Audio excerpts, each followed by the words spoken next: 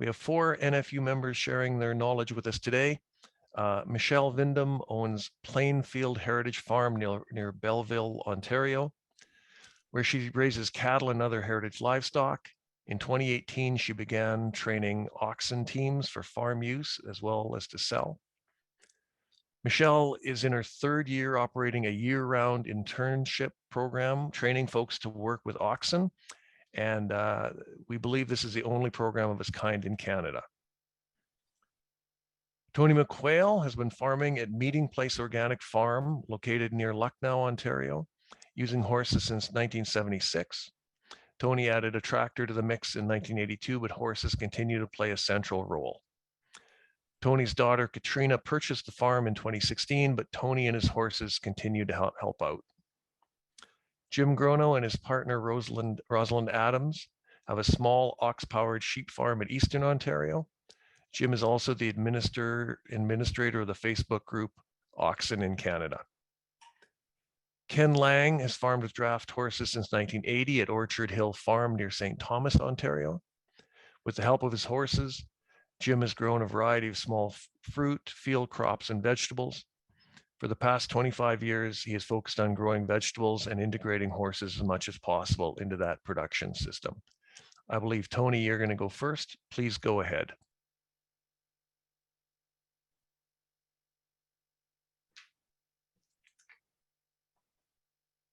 Okay, well, welcome everybody, and we're going to get right into this. I wanted to, oh, come on now, it's not going to advance. Well, let me just stop sharing and try the other screen for a second.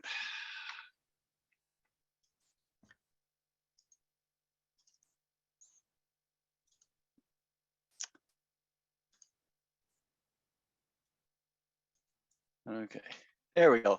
So I wanted to share a story from quite a while ago. In the early 80s, the Dean of the Ag College in Ontario, Clay Switzer, convened a meeting about renewable energy on the farm and brought a bunch of experts and people, and I happened to somehow get invited to the meeting. And we talked about ethanol and biodiesel and methane. And then I said that I had a renewable energy engine that ran on fuel that I could grow, harvest, and process on my farm with existing equipment. That the waste products from the combustion of this fuel could be used as a beneficial soil amendment and fertilizer. That I was working with modular power units that could be coupled together to provide the amount of power required for the specific job. That the technology for producing these units could be produced on the farm. Whoops, sorry. The technology for producing the units was simple enough that I could manufacture them on the farm, and that I had already produced more than I needed and had sold some to neighbors. And that I was already doing much of my farm work with these units. And finally, that these units could be voice activated. Well, everybody's looking pretty fascinated. This sounds like pretty cutting edge technology. But then the penny drops for Clay Switzer and he says, "You're talking about horses." And I say, "Yes." And everybody around the table laughs and they lose interest and go back to talking about ethanol and biodiesel and methane. That was over 40 years ago. But I would wager that at that time and still today in Ontario, more work's done with draft horses and perhaps oxen than with biodiesel, ethanol, or methane combined. But nobody's doing that research or done any of the research on making new equipment with good bearings that would make it so much easier to work with livestock or with draft animals. So, you know, hay and grain you can grow on the farm yourself with existing farm equipment. We use the horses to rake and to draw in loads. We used to use them to cut, but we now use the tractor with a mower conditioner, and we use a PTO baler. We spread the manure with the horses, like to load it with the tractor if it's not just a load or two. And they also will spread seedlings in their manure if you want to improve your pasture by feeding seed with the mineral. A modular power source. There's a 1-horse cultivator, a team hilling potatoes, a 4-horse hitch on a double disc. And they'll produce themselves. Ideally, you don't have the mare foal in the stable, in the standing stable, but her partner let her get on with the job fine. And then they were out in the pasture where I'd have preferred to have them have the foal being born. But over the years, since 76, when we started farming with horses, we've raised 52 foals, and we've kept some to replace retiring horses that we sold into retirement as a quiet, older working horse. But most were sold to other farmers and were part of our livestock operation sales. During this time, since 1982, we've had 3 tractors, a B414, a Ford 3910, and a New Holland Workmaster 70. And they've gone through diesel fuel, grease, oil, and antifreeze. They've required replacement parts, new tires, they've depreciated, and of course, they're contributing to climate change or crisis. And of course, never had a baby tractor. So we were doing much of our work with these units, and they're good for logging, hay, drawing in roasting chickens from our pastured poultry, or going to get a Christmas tree with the family at Christmas time, spreading manure, disking, raking. We use them to clean the snow in our lane and plow the garden, or in the winter, sometimes laying out fencing using the sleigh. I also use the sleigh in the summertime to lay out fencing. I can walk behind it, put in posts, and put in the wire all at the same time. Quite efficient way to do it. And they're also voice activated. I'm not going to show this video, but here they are walking ahead as I feed hay to the cattle along a fence, and they'll stop and start when I tell them to without me having to have my hands on the lines. So what are some of the other things that horses are good at? They reduce compaction.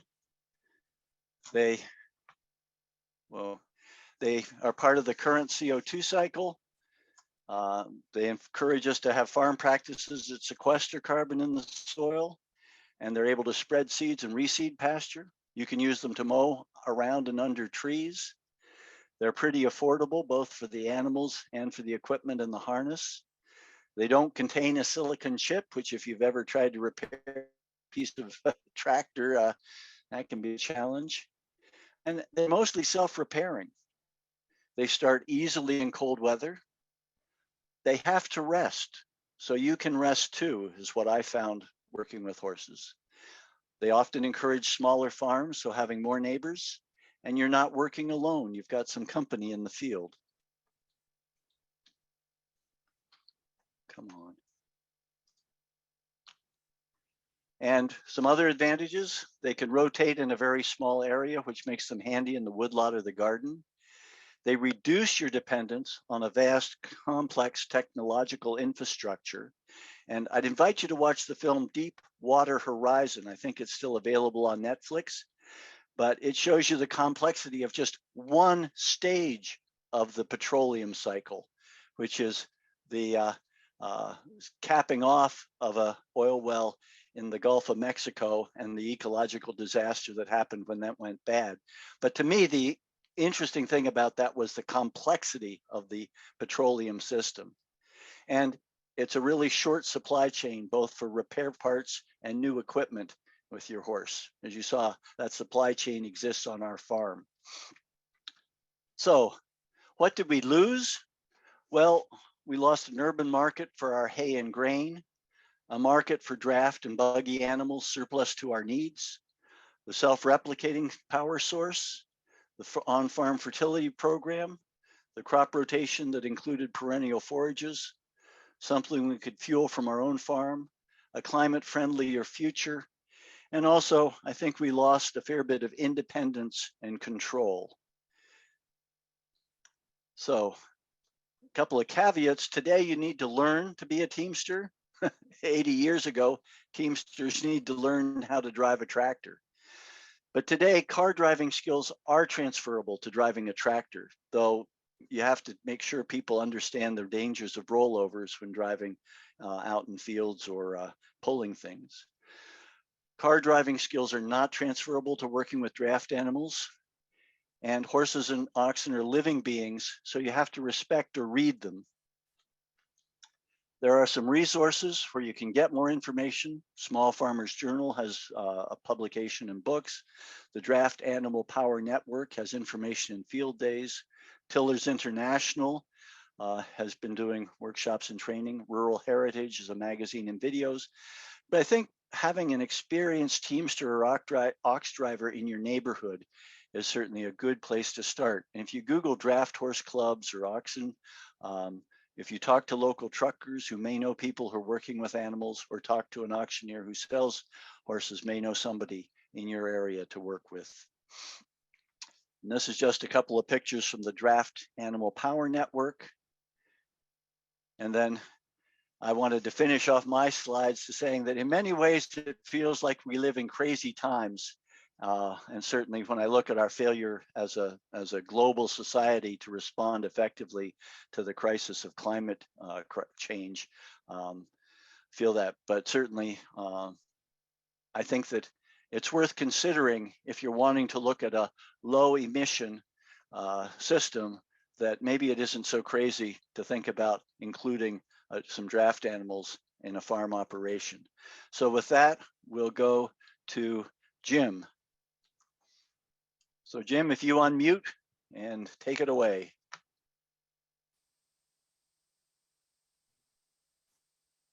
Okay, can you hear me? Okay, so my talk is called Farming with Oxen, but I'm actually going to start by comparing draft animals in general with tractors. First of all, under the heading manufacturing and shipping.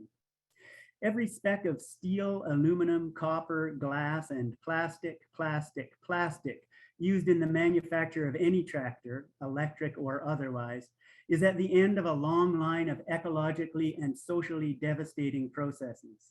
Shipping, likewise, depends upon and perpetuates a global network of destructive and unsustainable activities. I don't have to tell you how draft animals are made. No extractivism, no toxic emissions, no child labor. Shipping and delivery relies little or not at all on industrial processes. And the more of us who use draft animals, the less shipping will be necessary. Fuel, similar situation. Tractors, of course, run on fossil fuel or on electricity that in turn is produced by fossil fuel directly or indirectly. Draft animals are a truly renewable energy source. If you grow your own feed and save your own seed or get these from your neighbors, your fuel use contributes nothing at all to habitat destruction, climate collapse, or international tensions. Purchase price. You can get bull dairy calves for a song, or even less if you're a dairy farmer. You can pick up a good team of horses for a few hundred to a few $1,000s. You probably know better than I do what a gas or diesel tractor costs. An electric tractor, last I heard, would run you about $40,000, but that was before the recent spike in the price of everything. How much you pay for traction isn't the most important issue though, who you pay is. Before tractors took over, farmers got their draft animals either from their own farms or from someone nearby. Just imagine the stupendous concentration of wealth and power when all those millions of local face-to-face interactions were replaced by the impersonal relations of debt to a handful of giant corporations. Switching to draft animals en masse would considerably weaken the death grip these corporations have on our pocketbooks, our politics, and our planet. Byproducts. Draft animals produce considerable quantities of high quality fertilizers with no externalities and no shipping costs, financial or ecological, allowing farmers to say goodbye to the other great agricultural contributor to climate collapse, industrial fertilizer. At the end of their days, draft animals leave a carcass that can be eaten or composted. And depending on how you work it, draft animals can produce more draft animals, again with no environmental harm. What byproducts come from tractors? toxic waste. I have to say a few words about electric tractors here. Their lifetime greenhouse gas emissions are less than those of gas or diesel tractors, but they're still far higher than we can afford. I want to briefly address here, to underline this, a myth about climate change that is almost universally believed in Canada, that the IPCC says Canada has to cut its greenhouse gas emissions by half by 2030. This is a dangerous misreading of the IPCC's famous report on keeping warming below 1.5 degrees.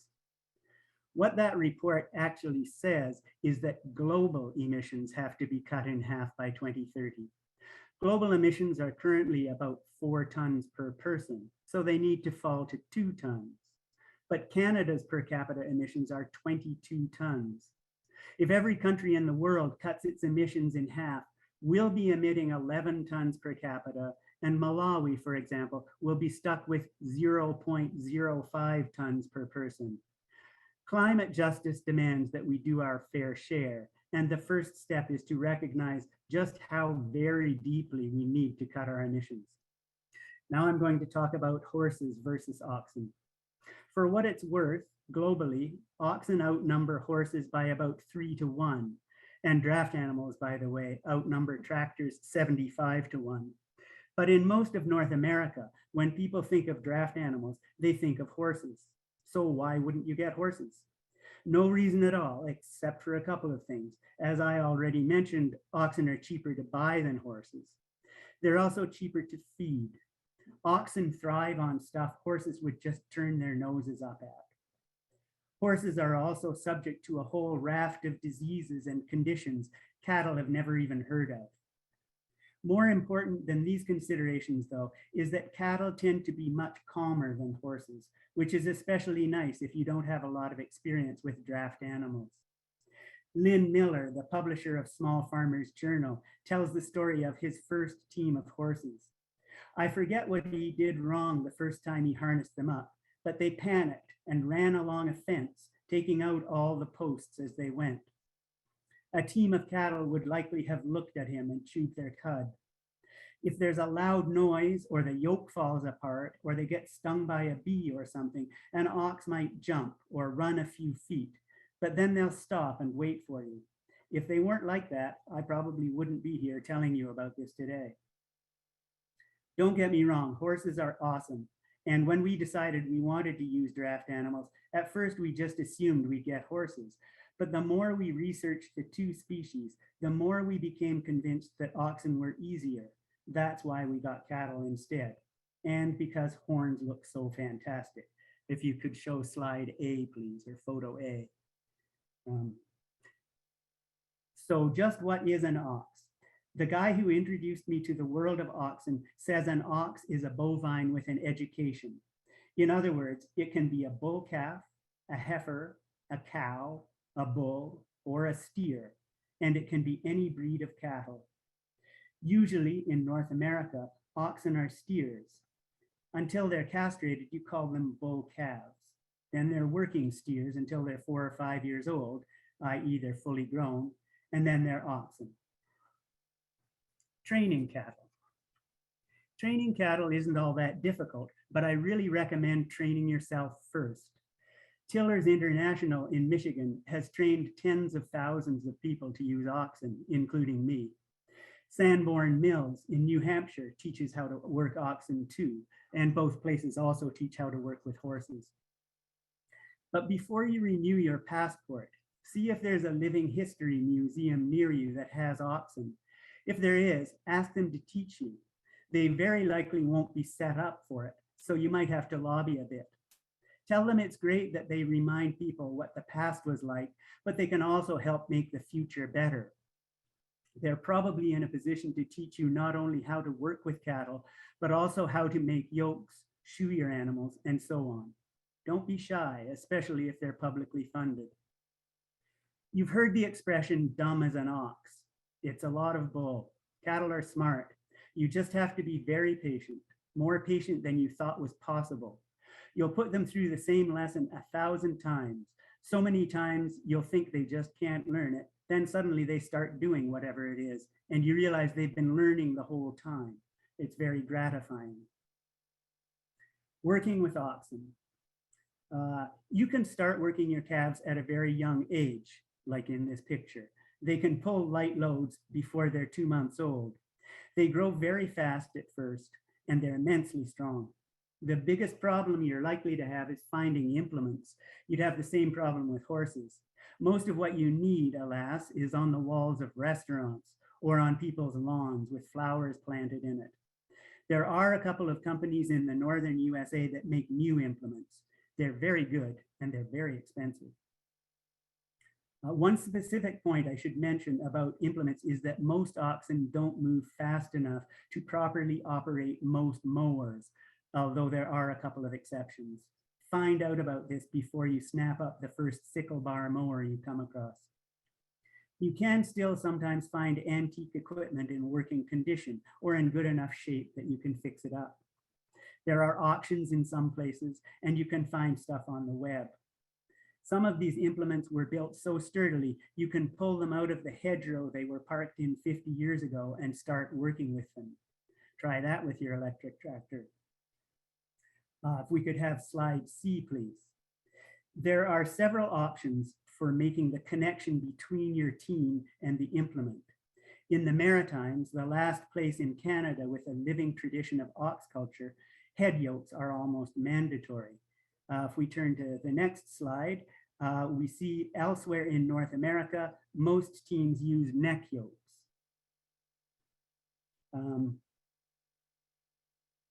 Yeah, there you go. And in some places in Europe, in the next slide, they use a collar, like for horses. Not all ox work is done by teams, as you see here and in the next slide. Singles are less common, but they can be very useful too.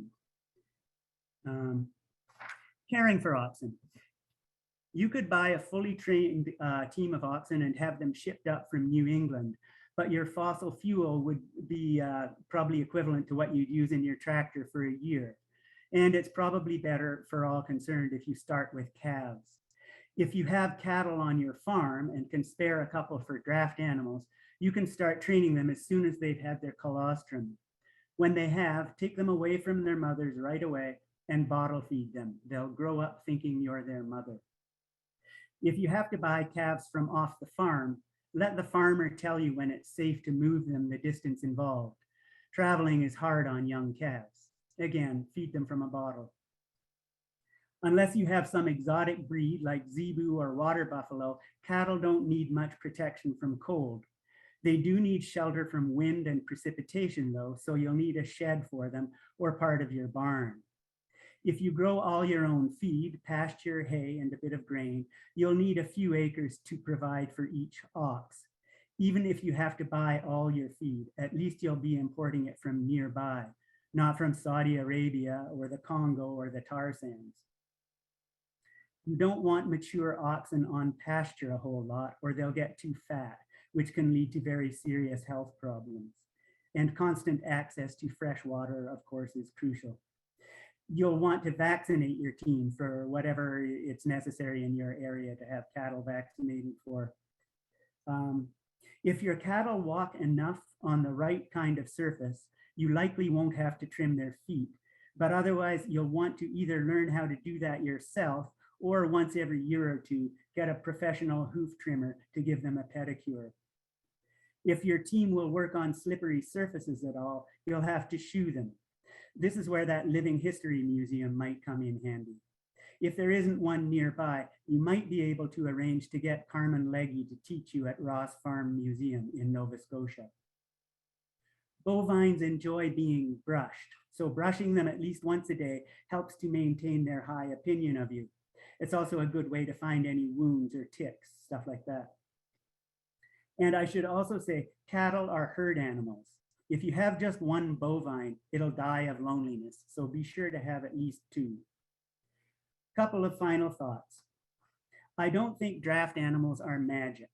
Simply switching from tractors to draft animals isn't going to save the world. You can farm badly using oxen or horses. And let's not forget that the first century or so of our very own North American genocide would have been impossible without the use of draft animals. They're cattle and horses, not unicorns, but they can make good farming much better. Similarly, I don't think using draft animals is nostalgic. I'm not trying to go back to anything. I'm trying to minimize the damage I do to the present and the future. And I should mention a book here, A Small Farm Future by Chris Smage.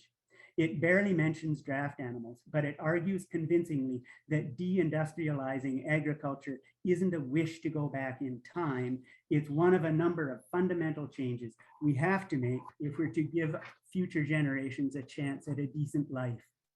Industrial agriculture is unsustainable. I think we sometimes forget that that means it's not going to be around in the future. We in the industrialized parts of the world can make the transition in one of two ways. We can scramble to do it after industrial methods have become impossible, or we can start now and make the transition smoother. And on the following slide, there's some further reading and contact info and stuff. Thank you.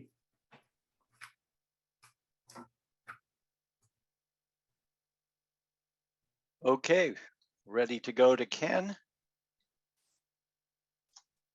So this is a list that Jim shared, and then Ken, we're ready to go to you.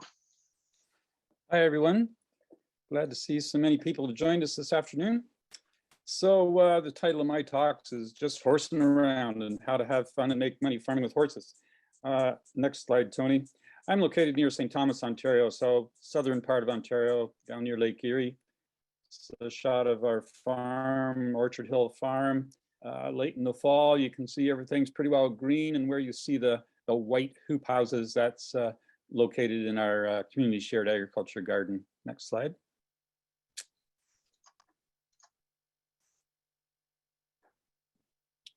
So Martha, my wife, and I started farming here in 1979. We're located on her family's farm, and we purchased our first team of horses in 1980.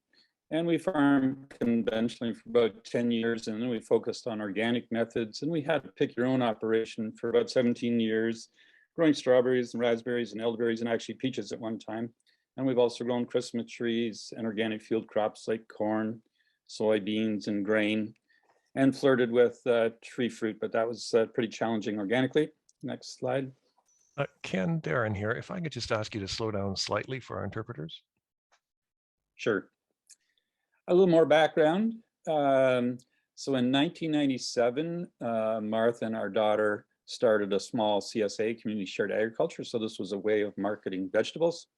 And it's grown to become the main enterprise on our farm because it's been the most profitable, and it's also a very good fit with horses. So this is the story of how a passion for farming with horses can be turned into a productive, profitable, and sustainable farm business. Next slide. And just to give you an idea, Martha and I managed the vegetable operation up until 2016, and then it transitioned to our daughter's management. So we'll go back to 2016, and this is to give you an idea of the land use. So we had 93 acres in total, about 11 acres of woodlot, about 20 acres of hay to feed the horses, about 20 acres of pasture, about 10 acres of cereal grains. Some of those were milling grains and some of them were oats to feed horses. And we had about 7 acres of vegetables and small fruit as part of our CSA. And there was about 13 acres of cover crops, preparing ground for grain crops or vegetable crops the next year. Next slide. So what does it take to succeed with horses? Well, largely it's dependent on the number of dollars you're earning per acre. If you were trying to grow commodity crops like corn and soybeans, it's not going to work. But if you can grow vegetables that are worth, $25,000 an acre, it changes the profitability considerably. And you have to consider the market size and the proximity of that market to yourselves. And you'll find a sweet spot for maximum profit. And horses can be revenue generators, not just a cost, as Tony explained. And there's long-term sustainability in this horse farming business, social, economic, and environmental. And what a horse-powered CSA looks like? Well, you've got a lot more income per acre.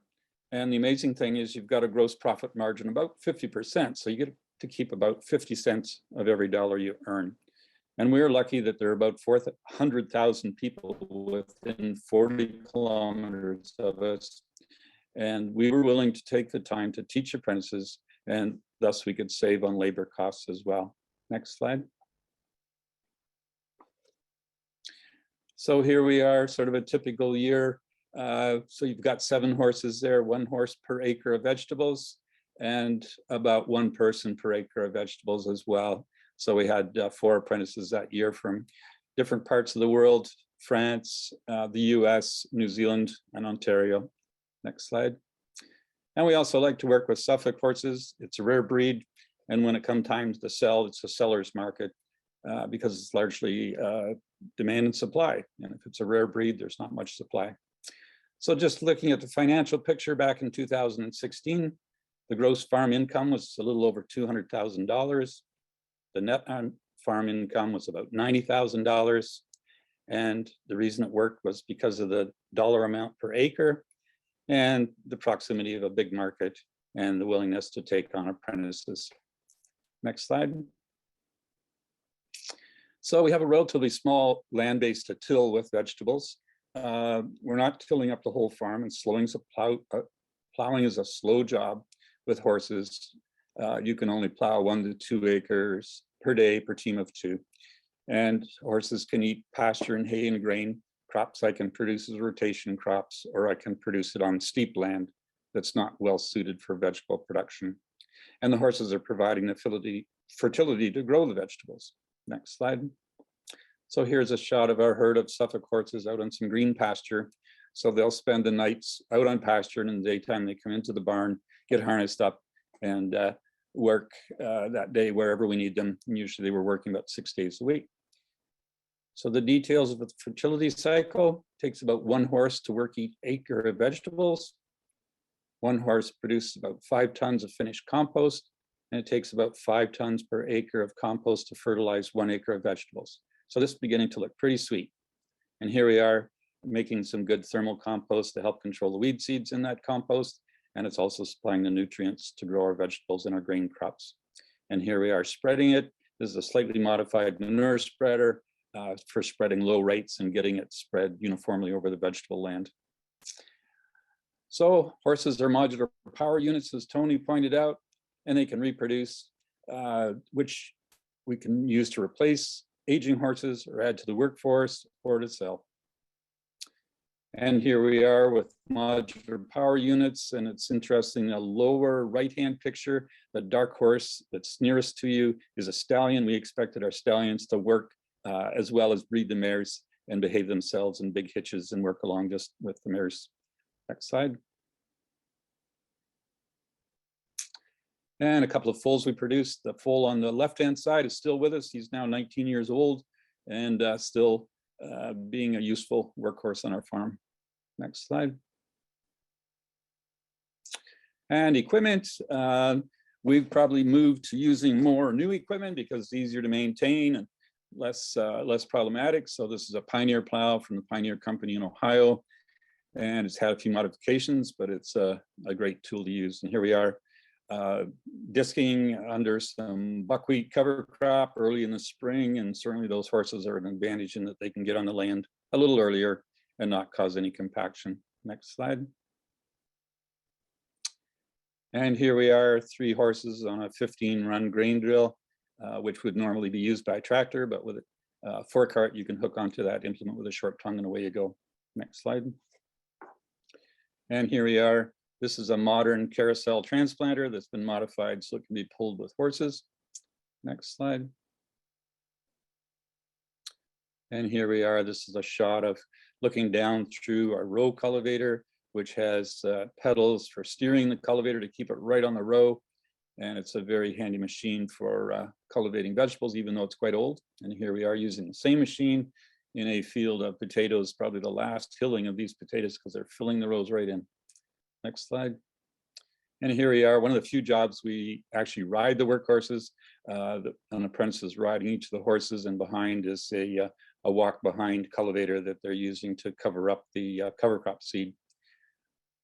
You can advance to the spraying one, Tony. Yep, here we are spraying a biopesticide on onions to prevent a soft rot in the onions. Next slide.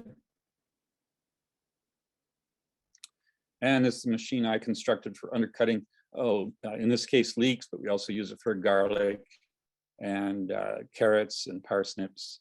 It just undercuts them and makes them easy to pull out. And here we are digging potatoes with a very ancient potato digger. It's a high draft job, so we've put 4 horses on there to make it an easy pull. Next slide.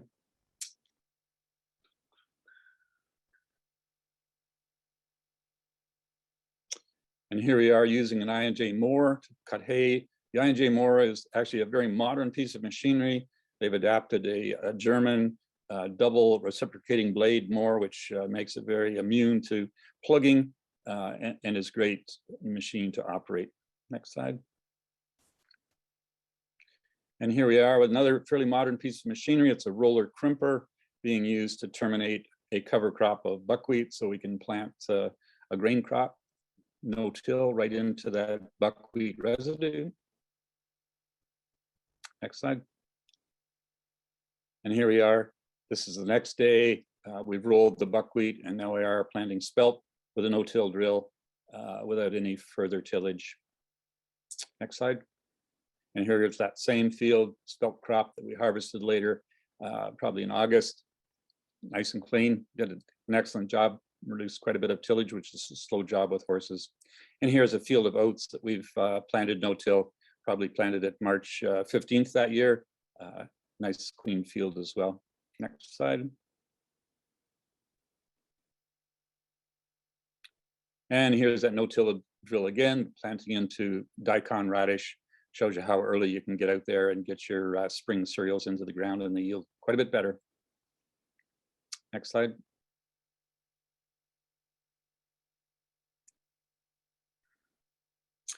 And there are some barriers. I mean, knowledge and experience. There is a much better selection of books and DVDs and magazines, workshops and apprenticeships that people can take part in now. Well-broke horses are hard to find for beginners, but it certainly helps if you're close to an Amish or Old Order Mennonite community. HPD is Horse Progress Days. It's a 2-day horse equipment show in the US. It moves around from one Amish area to another, but it's a good display of new horse drawing equipment that's available. Harness isn't so hard to come by if you're close to Amish or Old Order Mennonite area. Brubacher's and Aaron Martin's in Wallenstein. You can order over the phone and they'll send it and have it delivered to you. There is a problem for larger farms. If you need to hire a teamster, there is a lack of skilled teamsters. So that may limit the scale of these horse-powered vegetable farms. Okay, thank you very much. If anybody wants to contact me, just Google Orchard Hill Farm. You should be able to find my contact information there. Thank you very much. Thank you, Ken. Okay, Michelle, we're ready to go to you.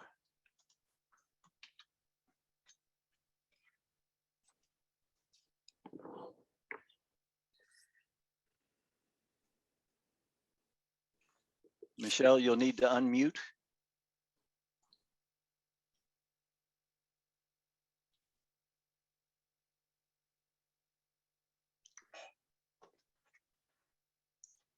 Not hearing you yet.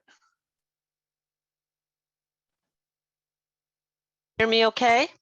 Now you're coming through good. Okay. Okay, thank you. So let me try again. I'm very pleased to be here addressing you today about something I'm very passionate about. Slide. So my name is Michelle Vindham.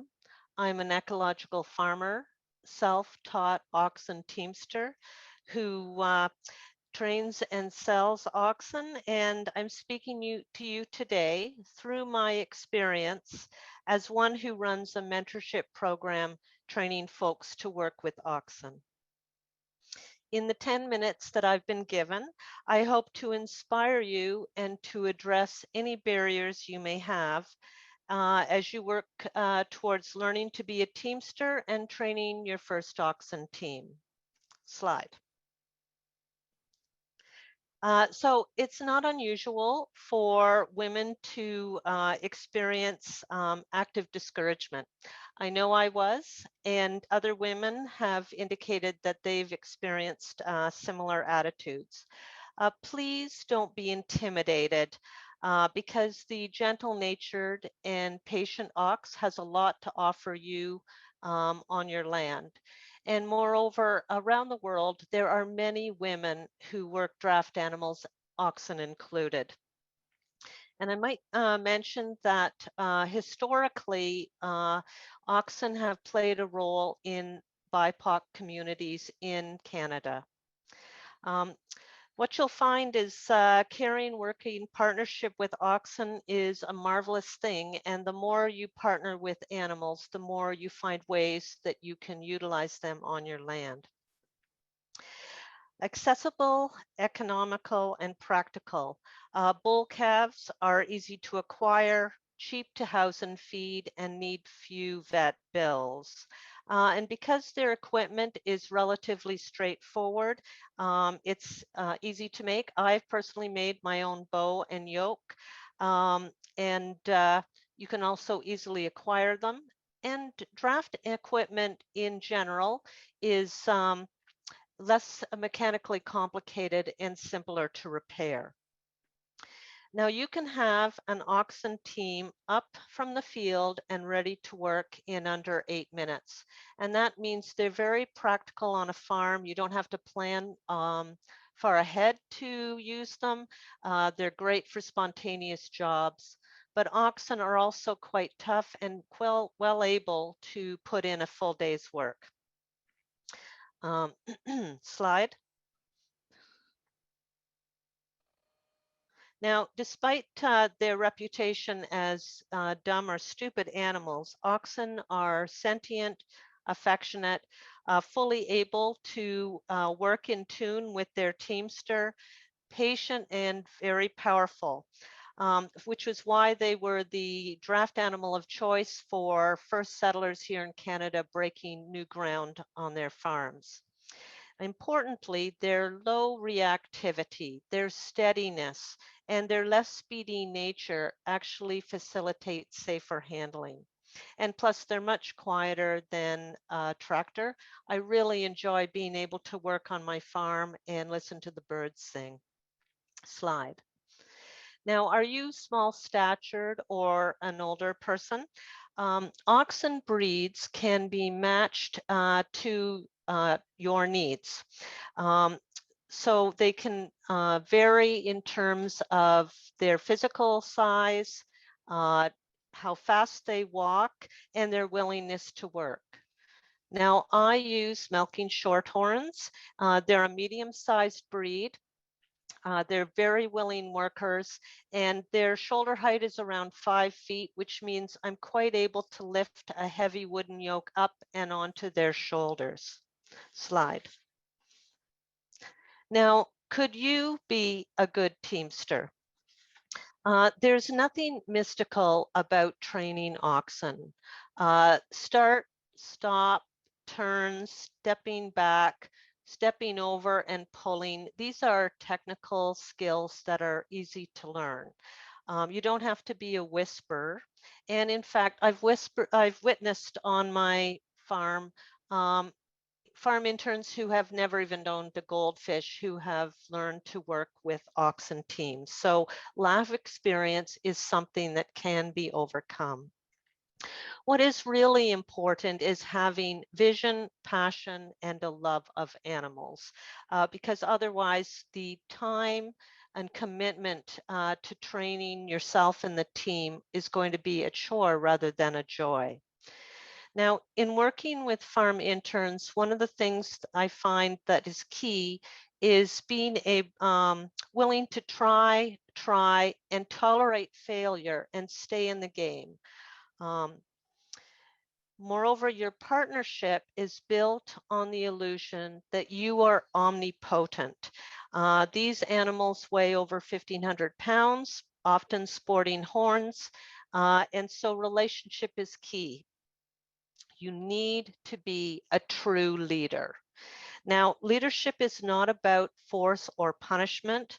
Rather, it's about being consistent, fair, trustworthy, and respectful. And that respect goes both ways. So you need to be able to set clear, firm boundaries with your oxen. These are skills you can learn. And interestingly, what farm interns tell me is that the leadership skills they learn training oxen are transferable into the wider world. A huge impediment to training is coming in with preconceived ideas about training.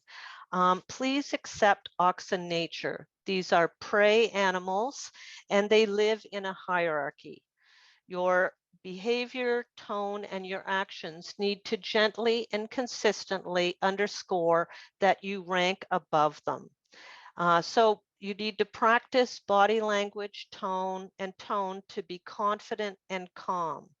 These are not dogs willing to please, but oxen do respect, feel comfortable with, and willingly comply with a true leader.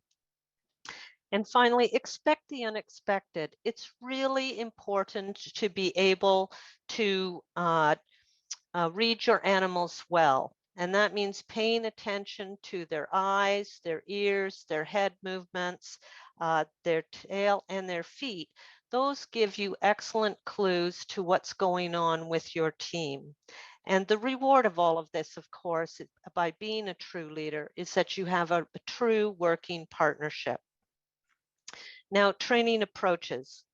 Safety first. Always wear steel-toed boots and start small.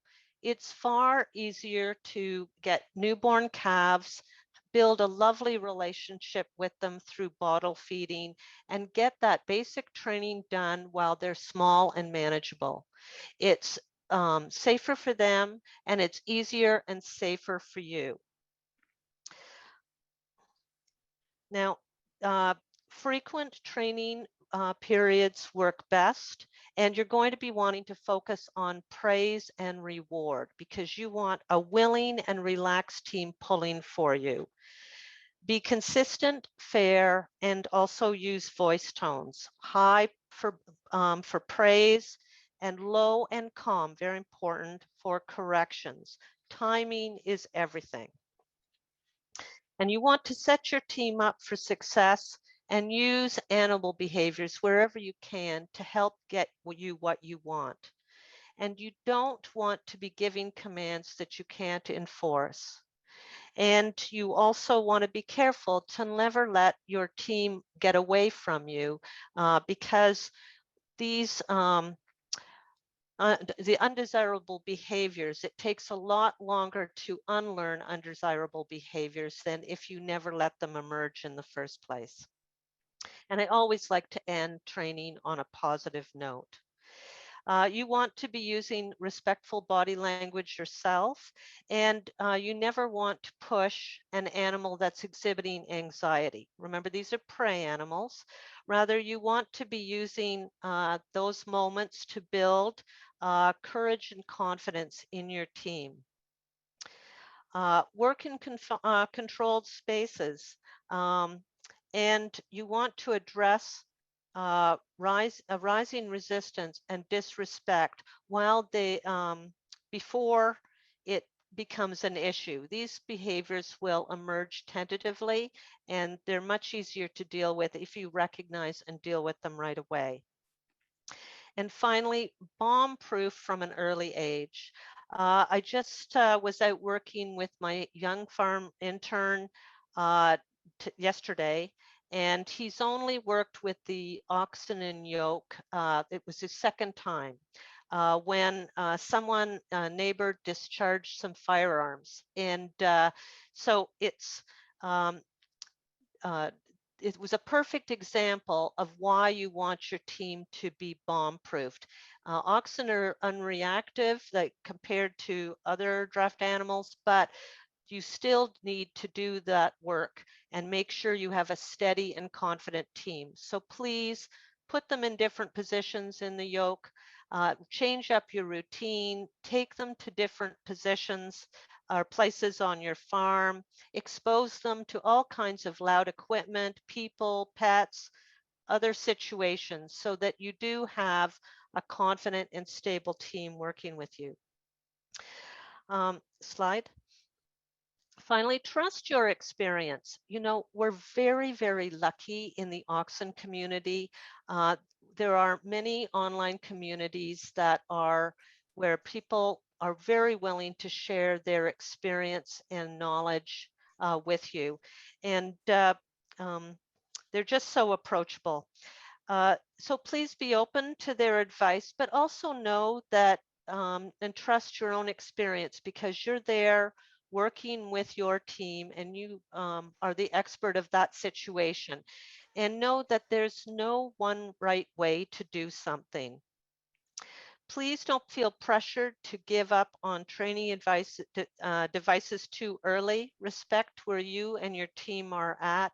It's far better to have control over things than to lose control and maybe get into a risky situation. And finally, please don't be afraid to try new ways and be creative. There is plenty of scope for new ways of training oxen, and certainly in improving oxen equipment and understanding of oxen behavior. Slide. So I've put up a few resources here. There's a couple that I thought of after I submitted this that have not shown up on other people's slides. So if anybody has any questions or would like or looking for more resources, please feel free to contact me. Anyway, learning to train and work oxen is a joyful, eventful journey, and I certainly highly recommend it. And I thank you for your time today. So thank you, Michelle. And I'll stop sharing my screen, Darren, and turn things back to you. Thanks very much, Michelle and Ken and Jim and Tony. Really appreciate you making those presentations. Appreciate you bringing it in on time. Not easy with 4 speakers. And that leaves us lots of time for questions and answers. And I'm sure there's lots of questions.